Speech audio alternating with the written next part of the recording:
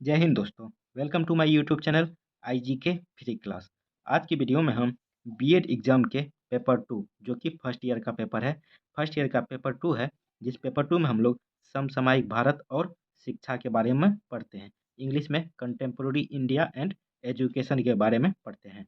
हम बताए हुए थे कि पेपर 2 का जो है हम आपको लगभग 40 क्वेश्चन बताएंगे। आप किसी भी यूनिवर्सिटी से हो, ये 40 क्वेश्चन यदि देख लेते हैं तो आपका पेपर 2 का लगभग तैयारी पूर्ण हो जाएगा।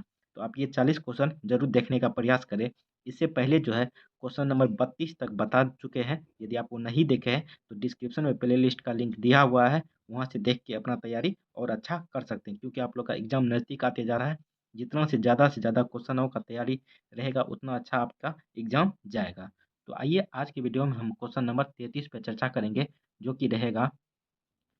कि रहेगा आपका माध्यमिक शिक्षा आयोग, यानी जो मुदालियर कमीशन गठित हुआ था माध्यमिक शिक्षा के लिए, उस पे जो है पर संक्षिप्त टिप्पणी लिखें। तो मुदालियर कमीशन पे जो है संक्षिप्त में टिप्पणी लिखना है। काफ़ी इंपॉर्टेंट क्वेश्चन है पेपर 2 का। इसका पूर्णतः आपको पूरा विश्लेषण करके बताएंगे। इसमें क्या अच्छी बातें थी, क्या गुण था, क्या दोष था, इनका क्या क्या संतुतियाँ की गई थी इस आयोग में, हर चीज़ हर पहलू पे इस क्वेश्चन में चर्चा करेंगे। तो आइए इस वीडियो स्टार्ट करने से पहले आप लोग से छोटा सा रिक्वेस्ट है कि जो भी न्यू स्टूडेंट इस चैनल के साथ पहली बार जुड़े हैं, चैनल को जरूर सब्सक्राइब कर दें, वीडियो को लाइक कर दें। पूरा वीडियो देखने के बाद कमेंट जरूर करें कि कैसा लगा आपको वीडियो। आइए देखते हैं क्वेश्चन नंबर 33, मुदालियर कमीशन। देखिए क्वेश्चन है माध्यमिक शिक्षा आयोग यानी मुदालियर कमीशन पर संक्षिप्त टिप्पणी लिखे। देखिए मुदालियर कमीशन जो है यह माध्यमिक शिक्षा पे आधारित थी और इस पे संक्षिप्त में टिप्पणी लिखना है। तो आइए इसको विस्तार से जानने का प्रयास करते हैं।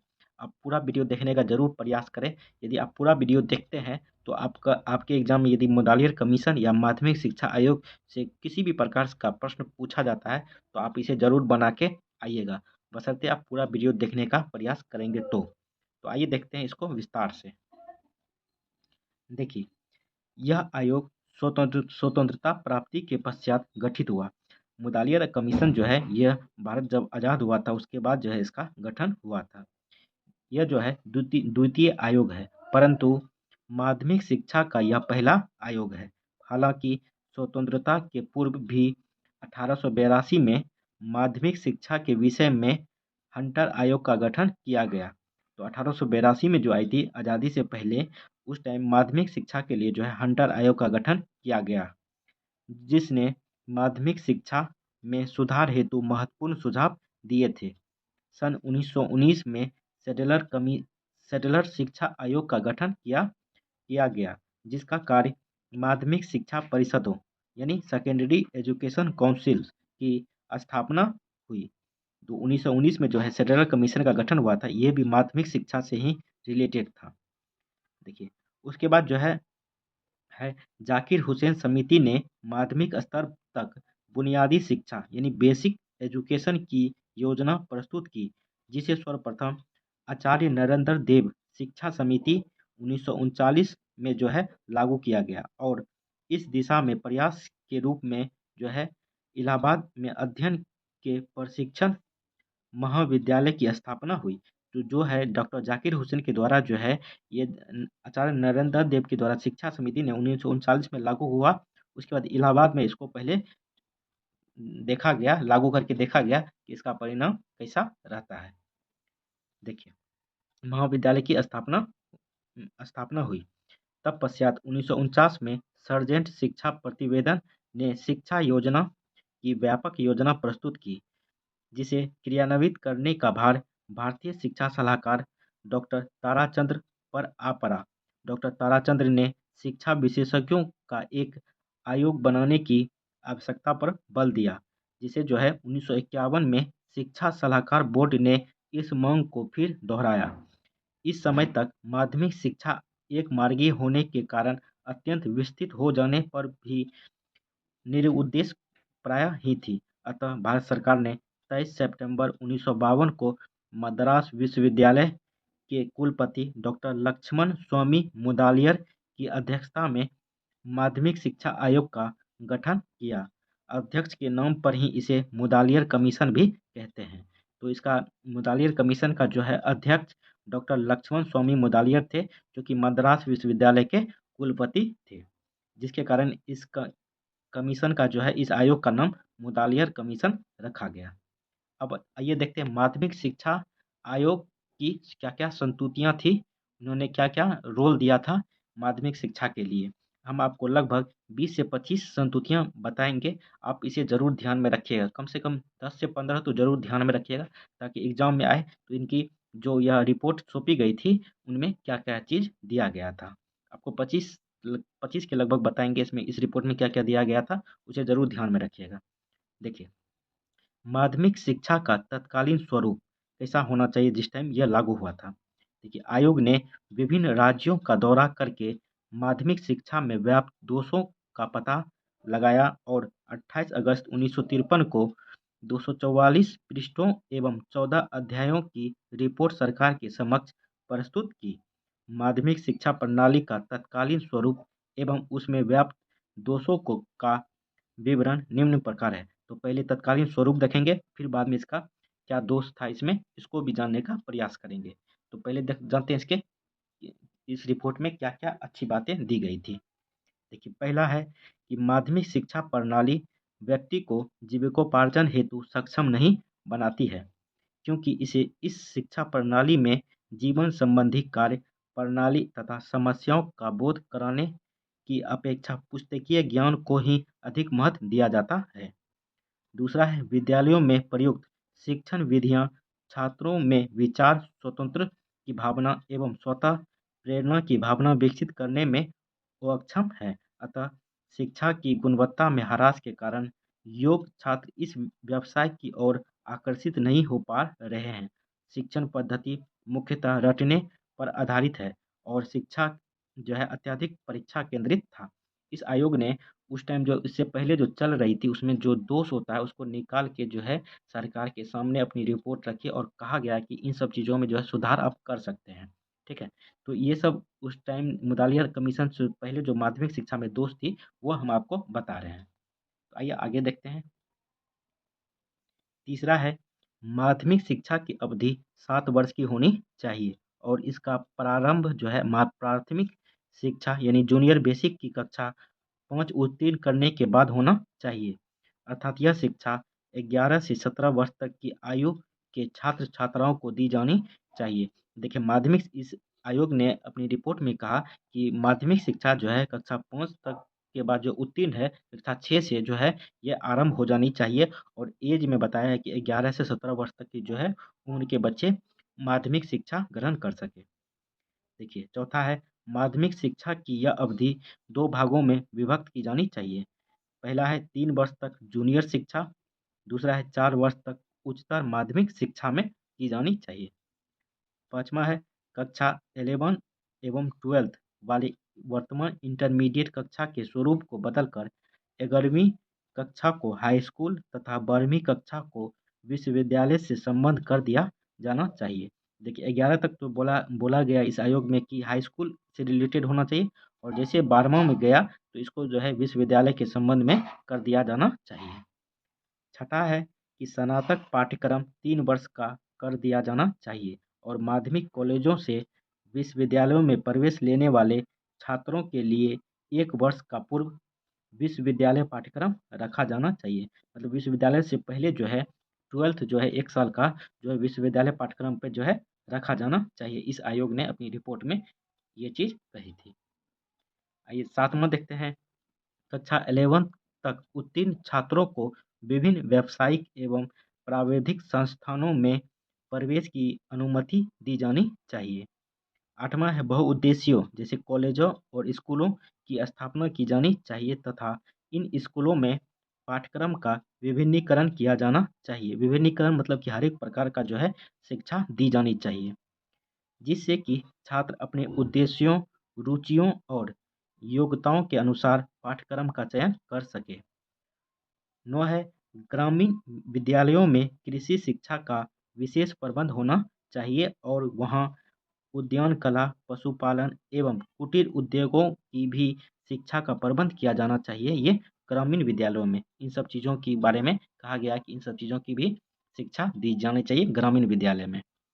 10वां है कि पर्याप्त संख्या में पॉलिटेक्निक और टेक्निकल विद्यालयों की स्थापना की जानी चाहिए, जो कि या तो स्वतंत्र रूप से स्थापित हो अथवा बहुउद्देशीय विद्यालयों से संबंध हो। ये विद्यालय यथासंभव विभिन्न उद्योगों से संबंधित कारखानों के पास होना चाहिए। जो बहुउद्देशीय जो है पॉलिटेक्निक कॉलेज या टेक्निकल कॉलेज जो है, ये लगभग जो है कारखानों के आसपास होने चाहिए, ताकि बच्चे जो है वहाँ पर भी जाके सामान बनाने के लिए कुछ नया चीज़ सीख सके। 11वां है कि कृषि, इंजीनियरिंग और चिकित्सा आदि के उच्च शिक्षा केंद्रों में प्रवेश लेने के लिए जो है उच्चतर माध्यमिक कक्षाओं के बाद जो है 1 वर्षीय पूर्व व्यावहारिक पाठ्यक्रम संचालित किया जाना चाहिए। 12वां है कि भाषाओं के प्रशिक्षण हेतु 5 भिन्न भाषा समूह पर विचार करना चाहिए, जो कि रहेगा आपका मातृभाषा, प्रादेशिक भाषा यदि वह मातृभाषा न हो, संघीय भाषा मतलब संघ का मतलब देश का जो भाषा होना चाहिए वो, शास्त्रीय भाषाएं जैसे संस्कृत, अरबी, फारसी, लैटिन आदि। 5वां है अंग्रेजी अंतर्राष्ट्रीय भाषा। ये पांचों भाषा जो है शिक्षा के रूप में प्रयुक्त रूप में किया जाना चाहिए। आते हैं 13, माध्यमिक स्तर पर अंग्रेजी एक अनिवार्य विषय बना रहना चाहिए, क्योंकि यह राष्ट्रीय एवं अंतर्राष्ट्रीय महत्व की भाषा है। और यदि राष्ट्रीय भावनाओं से उत्तेजित होकर पाठ्यक्रम से अंग्रेजी को हटा दिया जाएगा तो उसका हानिकारक प्रभाव पड़ेगा। इस आयोग की रिपोर्ट में ये चीज़ कहा गया था।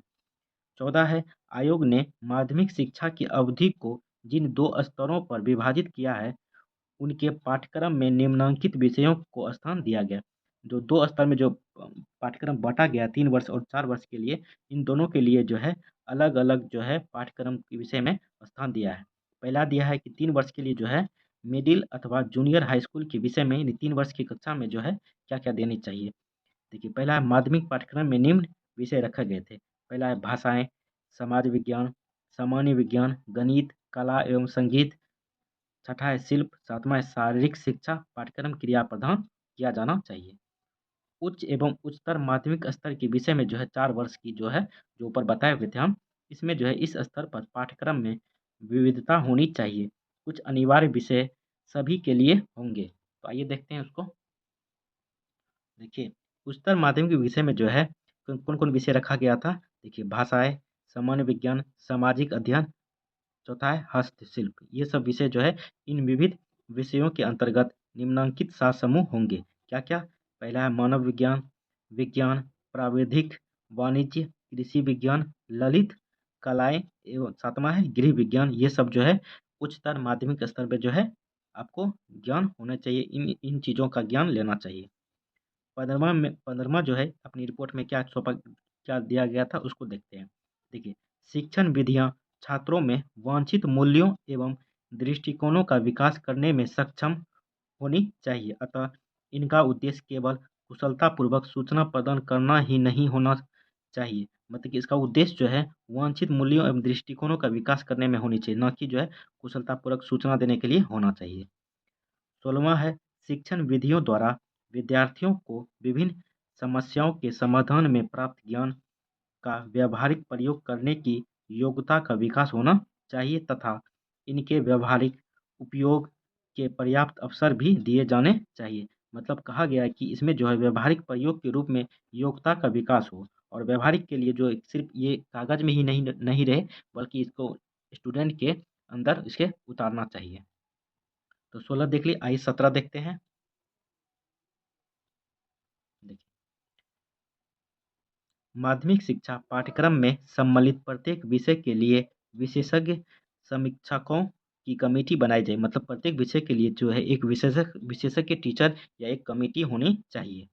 18 है कि आयोग के विचार में धार्मिक शिक्षा विद्यालयों में केवल ऐच्छिक आधार पर और नियमित विद्यालय घंटों से बाहर दी जा सकती है। मतलब कि विद्यालय में जो है धार्मिक शिक्षा जो है ऐच्छिक आधार पर, मतलब स्टूडेंट चाहे तो ही या उसके अभिभावक चाहे तो ही उसे शिक्षा देनी चाहिए, और नियमित विद्यालय घंटों से बाहर मतलब कि छुट्टी के बाद या छुट्टी से पहले दी जानी चाहिए। ऐसी शिक्षा विशेष मत से संबंधित बच्चों तक ही सीमित रहेगी और प्रबंधकों एवं माता-पिता की सहमति से दी जाएगी। अतः धार्मिक शिक्षा को ग्रहण करने के लिए किसी छात्र को विवश नहीं किया जाएगा।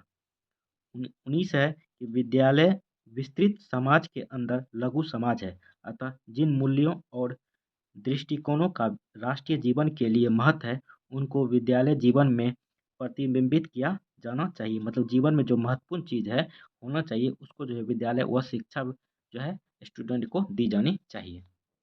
आइए जानते हैं 20, सभी विद्यालयों में एनसीसी, फर्स्ट एड, स्काउटिंग एवं जूनियर रेड क्रॉस की व्यवस्था की जाए।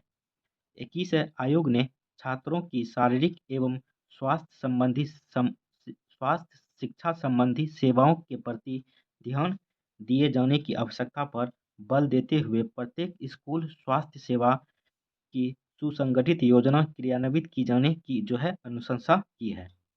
22 है, आयोग के विचार में ब्रह्म परीक्षाओं की संख्या कम होनी चाहिए। विद्यालय में उस टाइम जो है ज़्यादा परीक्षा ली जाती थी, उनको जो है कम करना चाहिए, आयोग में यह चीज़ कहा गया। और निबंधात्मक मतलब कि लिखित रूप में परीक्षा होनी चाहिए।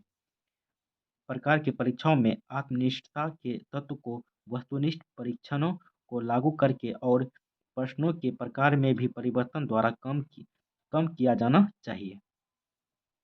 23 देखते हैं। देखिए, छात्रों की सर्वांगीण प्रगति एवं उपलब्धियों को जानने हेतु समय समय पर उनके द्वारा कृत कार्य के अभिलेखों का मूल्यांकन करना चाहिए। मतलब कि समय समय पर जो है ये सब चीज़ जब लागू हो जाएगा तो समय समय पर इसकी जांच करते रहना चाहिए। 24 है, अंतिम सार्वजनिक शिक्षा पर पूरक परीक्षा प्रणाली प्रारंभ किया जाना चाहिए। मतलब कि इसमें जो है क्या कहा गया है कि परीक्षा जो है हमेशा बार-बार नहीं लेना चाहिए, बल्कि लास्ट में एक परीक्षा लेके नेक्स्ट कक्षा में जो है भेज देना चाहिए। मतलब वही वो पूरक परीक्षा प्रणाली। देखिए 25 है, आयोग ने माध्यमिक स्तर पर योग अध्यापक प्रदान करने हेतु अध्यापक प्रशिक्षण की आवश्यकता का अनुभव किया। यह अध्यापक प्रशिक्षण 2 प्रकार का हो। एक है एक माध्यमिक शिक्षा पास अध्यापक जिसके लिए 2 वर्षीय अध्यापक प्रशिक्षण होना चाहिए, और दूसरा है कि स्नातक परीक्षा पास अध्यापक जिनका प्रशिक्षण काल अभी तक 1 वर्ष का हो परंतु बाद में 2 वर्ष का कर दिया जाए।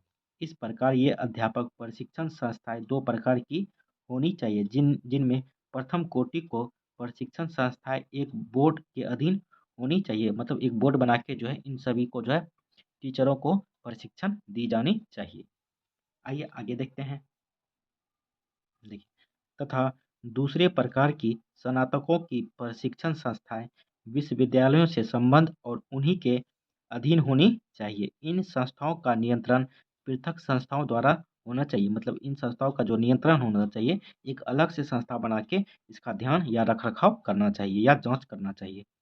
26 है, प्रशिक्षित अध्यापकों की कमी को पूरा करने के लिए अभिनव पाठ्यक्रम, लघु गहन पाठ्यक्रम, व्यावहारिक प्रशिक्षण कार्यशाला की व्यवस्था होनी चाहिए। मतलब कुशल अध्यापक बनाने के लिए या लाने के लिए जो है अभिनव पाठ्यक्रम, लघु गहन पाठ्यक्रम और व्यावसायिक प्रशिक्षण कार्यशाला का जो है व्यवस्था होनी चाहिए।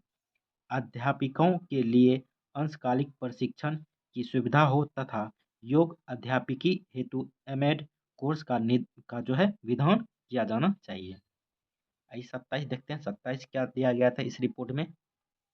देखिए, अध्यापकों को शैक्षिक सेमिनार तथा कॉन्फ्रेंस में जाने हेतु अवकाश एवं यात्रा की सुविधाएं दी जाए तथा उनके पालियों हेतु स्कूल स्तर की शिक्षा निःशुल्क की जाए। 28 है कि पाठ्यक्रम के विविधीकरण की व्यवस्था द्वारा सामान्य मूल विषयों के साथ-साथ विशिष्ट व्यावहारिक विषयों के शिक्षण की व्यवस्था छात्रों के बहुमुखी विकास हेतु की जानी चाहिए। 28 29 है, आपका हर एक पॉइंट पे आप ज़रूर ध्यान में रखिएगा। 29 है कि विभिन्न पाठ्यक्रमों की व्यवस्था के लिए बहुउद्देशीय विद्यालय काफ़ी इम्पोर्टेंट है। इस आयोग में कहा गया था कि बहुउद्देशीय विद्यालय की जो है खोले जाए, जिनमें व्यावहारिक पाठ्यक्रमों को तैयार करते समय छात्रों को छात्रों के जो है व्यक्तिगत भेदों का ध्यान रखा जाए। 30 है कि माध्यमिक स्तर पर तकनीकी पाठ्यक्रमों के सुचारू रूप से संचालन हेतु अखिल भारतीय तकनीकी शिक्षा परिषद की जो है स्थापना होनी चाहिए, इस आयोग में कहा गया। आइए 31 देखते हैं। देखिए, सभी शिक्षा संस्थाओं में प्रशिक्षित निर्देशन अधिकारियों तथा कैरियर मास्टर की सेवाएं प्राप्त करने की व्यवस्था की जाए। इस आयोग में कहा गया कि सभी प्रशिक्षित अधिकारियों का चयन हो, कैरियर मास्टर का चयन हो और वह सेवा दें स्कूलों में। देखिए 32 है, पर्यवेक्षण एवं निरीक्षण कार्यक्रम पर सुझाव देते हुए आयोग ने केंद्र एवं राज्यों में एक समन्वय समिति के गठन की सिफारिश भी की थी। तो अब 32 इस रिपोर्ट में 32 तरह के जो है हम आपको बताएं इस रिपोर्ट में क्या क्या दिया गया है। तो 32 पॉइंट बताए हैं। आप इसे जरूर लगभग 20 पॉइंट जरूर ध्यान में रखिएगा इस रिपोर्ट में क्या क्या कहा गया है। हो सकता है एक बार और देख लीजिए ताकि आपको ध्यान में रहे। अब जानते हैं कि माध्यमिक शिक्षा आयोग जो यह 1952-53 में जो बनी थी, इनकी जो है संततियों का मूल्यांकन आप किस तरह से कर सकते हैं। देखिए, किसी वस्तु, क्रिया अथवा विचार का मूल्यांकन कुछ आधारभूत मानदंडों के आधार पर ही किया जाता है। शिक्षा एक सामाजिक क्रिया होने के नाते इसका विधान समाज विशेष के उत्थान हेतु किया जाता है। ये शिक्षा जो है एक समाज को उत्थान के लिए किया जाता है। अतः इससे संबंधित किसी भी विचार, क्रिया अथवा योजना का मूल्यांकन उसकी समाज विशेष के लिए उपादेयता के आधार पर ही किया जाता है। इस आयोग के सुझावों का मूल्यांकन एवं गुण दोष विवेचना वर्तमान भारतीय समाज एवं उसकी भविष्य की आकांक्षाओं और संभावनाओं के आधार पर जो है एवं कुछ व्यावहारिक सिफारिशों के आधार पर निम्नलिखित रूप में जो है प्रस्तुत है। तो आइए इसके गुण देखते हैं कि इस आयोग का क्या गुण थे, उसको देखते हैं। देखिए, माध्यमिक शिक्षा की नवीन अवधारणा एवं व्यवस्थित प्रशासनिक ढांचा। देखिए, माध्यमिक शिक्षा की परंपरागत संकल्पना को व्यापक बनाते हुए उसे एक पूर्ण शैक्षिक इकाई के रूप में स्वीकार किया तथा शिक्षा व्यवस्था में केंद्र सरकार की भागीदारी पर जो है बल दिया गया था। आइए आगे देखते हैं। केंद्र सरकार पे जो है बल दिया। आयोग ने केंद्र की भांति प्रांतों में भी प्रांतीय शिक्षा सलाहकार बोर्डों की स्थापना का सुझाव दिया तथा विद्यालयों के नियमित प्रशासन एवं निरीक्षण पर बल दिया। हमेशा जो है इसकी जांच होते रहना चाहिए। दूसरा है शिक्षा के व्यापक उद्देश्य। आयोग ने माध्यमिक शिक्षा के व्यापक उद्देश्य प्रस्तुत किए एवं छात्रों के व्यक्तित्व विकास हेतु उनके शारीरिक, मानसिक, सामाजिक, सांस्कृतिक, नैतिक एवं चारित्रिक विकास पर जो है बल दिया। शिक्षा द्वारा लोकतंत्रीय नागरिकता के विकास से उसका तात्पर्य लोकतांत्रिक सिद्धांतों के ज्ञान और लोकतांत्रिक जीवन शैली में प्रशिक्षित करने से है। नेतृत्व शक्ति और व्यावसायिक कुशलता का विकास ही तो लोकतंत्र की सफलता का आधार है। अब शिक्षा में इन सब चीज़ों की पूर्ति होती है तो इससे ही दिखता है शिक्षा जो है एक लोकतंत्र की ओर देश हमारा बढ़ रहा है। तीसरा है तीसरा है पाठ्यक्रम के विविधीकरण द्वारा यथार्थवादी दृष्टिकोण का विकास विकास हो। इस आयोग में यह चीज़ दिखता है हमें।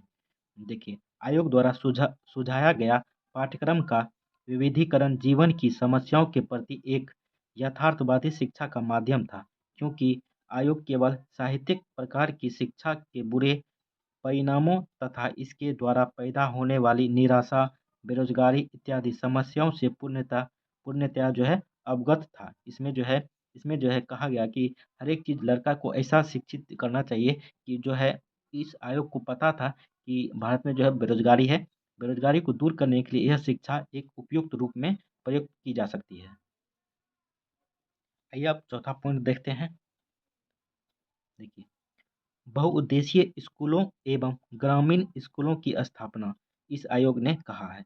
आयोग की रिपोर्ट में बहुउद्देशीय स्कूल खोलने की संस्तुतियां समय की आवश्यकता के बिल्कुल अनुकूल थी। इसके साथ ही ग्रामीण स्कूलों की स्थापना भी भारत जैसे कृषकों के देश के लिए जो है सर्वथा उपयुक्त थी। शिक्षा पाँचवां देखते हैं, शिक्षा का माध्यम मातृभाषा। इस आयोग में कहा गया है कि शिक्षा का माध्यम जो है मातृभाषा होनी चाहिए। देखिए, आयोग ने माध्यमिक शिक्षा का माध्यम जो है मातृभाषा को बनाने पर बल दिया है, जो यथार्थ के धरातल पर लिया गया निर्णय है एवं हमारे देश के लिए हितकारी भी है। छठा देखते हैं कि चरित्र निर्माण और अनुशासन पर बल दिया गया। इस आयोग ने चरित्र निर्माण और अनुशासन पर बल दिया और इनकी प्राप्ति के लिए ठोस सुझाव भी दिए। इस तरह एक लंबे समय से चली आ रही अनुशासनहीनता की समस्या को सुलझाने का प्रयास किया गया। सातवां है शिक्षकों की दशा में सुधार। इस आयोग में कहा गया कि शिक्षकों की दशा में जो है सुधार होनी चाहिए। तो आइए देखते हैं किस प्रकार से आयोग ने उचित रूप से अध्यापक की स्थिति तथा कार्य स्थितियों में सुधार का समर्थन किया है, क्योंकि अध्यापक ही संपूर्ण शैक्षिक संरचना की जो है रीढ़ है। इस हेतु सर्वप्रथम आयोग ने शिक्षकों के प्रशिक्षण की अनिवार्यता के साथ शिक्षक प्रशिक्षण को प्रभावशाली बनाने के लिए ठोस सुझाव दिए। उसने शिक्षकों की नियुक्ति के लिए नियम बनाने, उनके वेतन बढ़ाने और उनकी सेवा शर्तों में सुधार करने की जो है संस्तुति भी की, जिसने योग देखिए जिससे जो है योग व्यक्ति अध्यापन वृत्ति की ओर जो है आकर्षित हुए। देखिए परीक्षा प्रणाली एवं मूल्यांकन में सुधार। देखिए आयोग ने परीक्षाओं तथा मूल्यांकन से संबंधित ठोस सिफारिशें प्रस्तुत की, जिनका यदि सख्ती से पालन किया जाए तो इसके परिणाम उत्कृष्ट होंगे। सबसे महत्वपूर्ण सुझाव निबंधात्मक परीक्षाओं मतलब लिखित परीक्षाओं के दोषों को देखते हुए निबंधात्मक प्रश्नों की रचना करते समय विचार प्रधान प्रश्न पूछना तथा निबंधात्मक परीक्षाओं के साथ साथ वस्तुनिष्ठ परीक्षा, आइए आगे देखते हैं, पर जो है की भी व्यवस्था करना था। आज भी हम देखते हैं कि इन सुझावों को स्वीकार करने से परीक्षा प्रणाली में अपेक्षित सुधार हुआ है। वह वस्तुनिष्ठ होने के साथ साथ विश्वसनीय भी बन गई है। नौवां है शैक्षिक एवं व्यावसायिक निर्देशन एवं परामर्श पर बल। देखिए आयोग ने विद्यार्थियों को अपनी जीवन वृत्तियों के उपयुक्त चुनाव हेतु शैक्षिक एवं व्यावसायिक निर्देशन पर बल देने के साथ उचित परामर्श की आवश्यकता पर भी बल दिया। अतः उसने प्रत्येक विद्यालय में इसकी व्यवस्था करने पर बल दिया। इसके द्वारा बच्चों को उनकी रुचि, रुझान एवं योग्यता और स्थान विशेष की आवश्यकता अनुसार सामान्य एवं व्यावसायिक विषयों के चयन में सहायता की जा सकती है।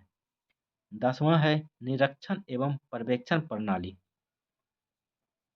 प्रणाली के संबंध में ठोस सुझाव दिया गया आयोग के द्वारा।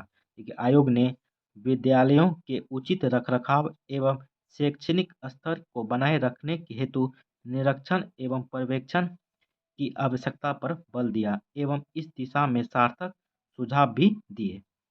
11वां है स्त्री शिक्षा एवं सहशिक्षा के संबंध में सुझाव दिया गया आयोग के द्वारा। देखिए आयोग ने बालक बालिकाओं की शिक्षा में किसी प्रकार का भेद न करने की संस्तुति की।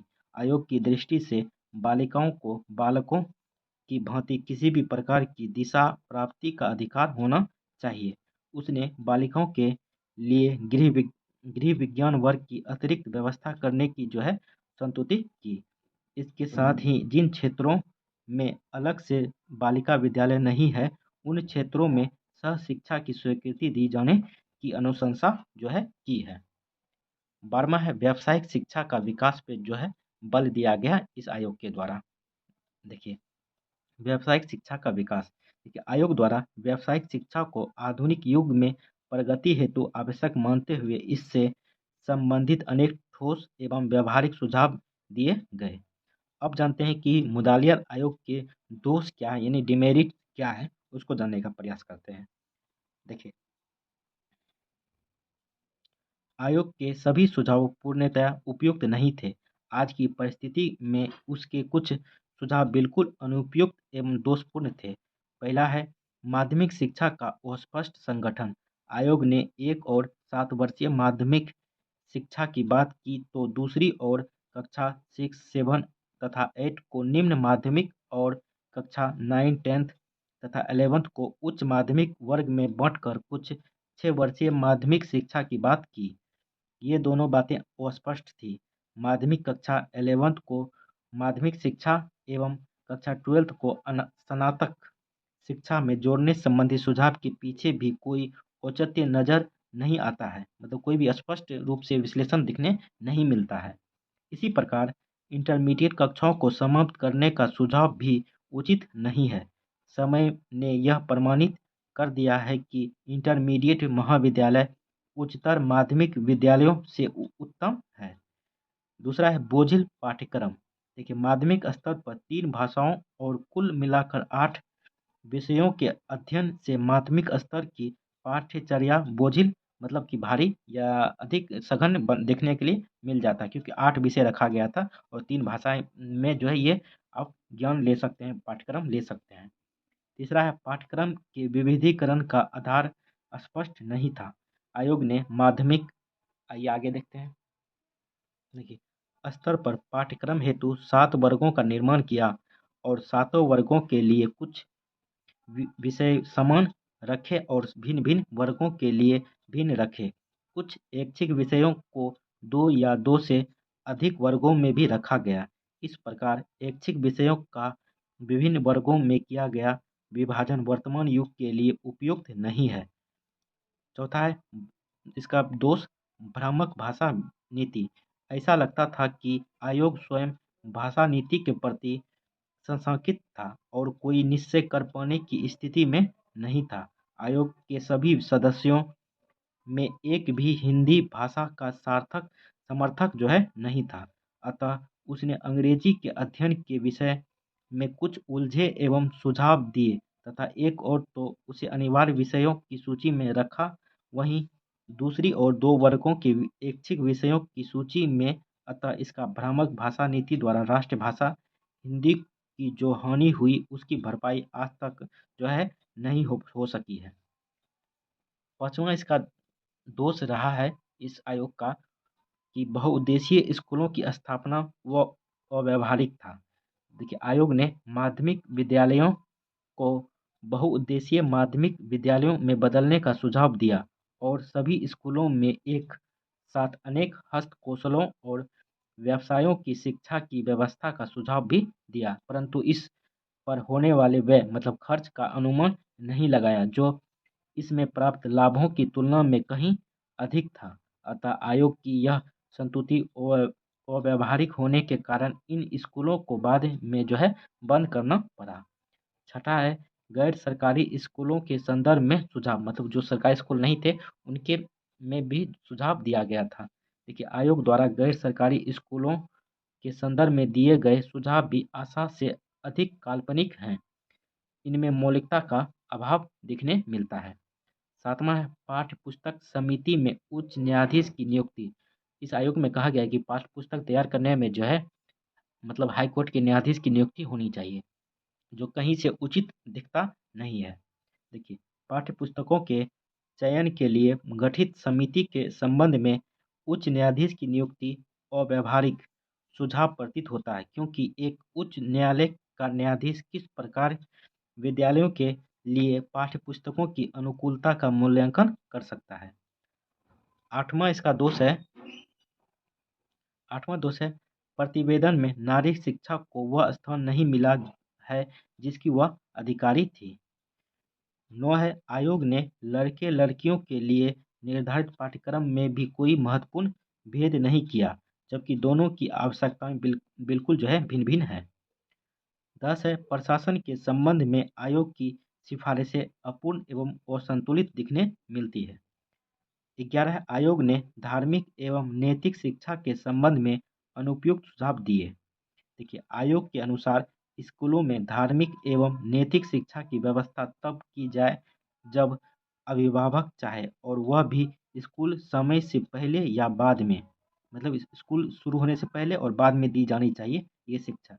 यह एक उलझा हुआ एवं अव्यावहारिक सुझाव है, क्योंकि भारत एक धर्मनिरपेक्ष राज्य है।